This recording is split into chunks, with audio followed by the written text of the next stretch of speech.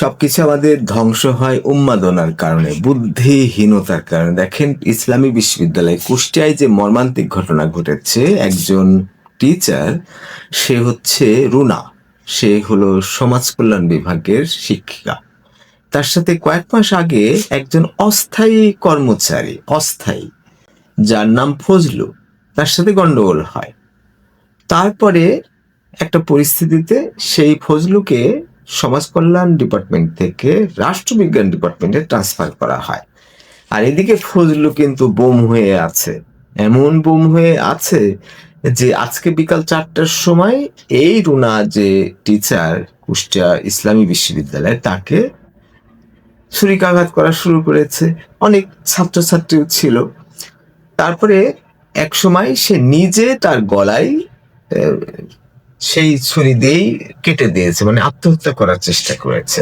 তাহলে কি দাঁড়ালো? একজন অস্থায়ী, স্থায়ীও না, সেই বিশ্ববিদ্যালয়ে একটা কর্মচারী, যে হলো অস্থায়ী ভিত্তিতে কাজ নিয়েছে ফজলে, তার সাথে একজন শিক্ষকের গন্ডগোল আসলে বলা যাবে না, হয়তো কোনো একটা অপরাধ, কোনো একটা সমস্যা করেছে, যেটার পরিপ্রেক্ষিতে রুনা কিছু বলেছে, তখন একটা বাকবিতণ্ডা হয়।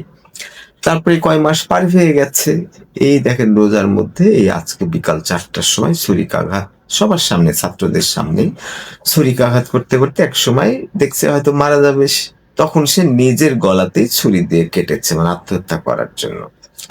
তে যে প্রক্টর, সে গিয়ে দেখছে দুইজনাই গড়াগড়ি, দুইজনকে হসপিটালে নিয়েছে। হসপিটাল সেটা হলো যে 250 শয্যা বিশিষ্ট, যেটা কুষ্টিয়া সদরে যে হসপিটালটা, সেখানে ডাক্তার কিন্তু এই যে রুনা যে বিশ্ববিদ্যালয়ের টিচার, সে মারা গেছে ঘোষণা করে। আর যে সুইসাইড করতে গেছে ওই রুনাকে মেরে ফেলার পরে, সে চিকিৎসাধীন আছে। তাহলে কি দেখেন, একটা বিশৃঙ্খল, কি একটা বিভৎস ব্যাপার।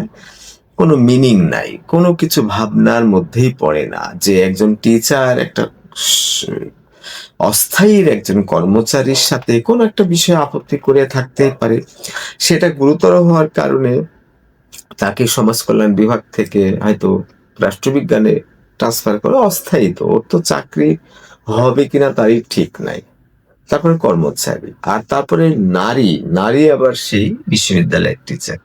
দেখেন কিভাবে সে মারা গেল।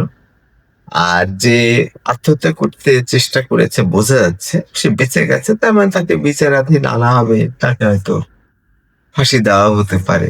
এই তো।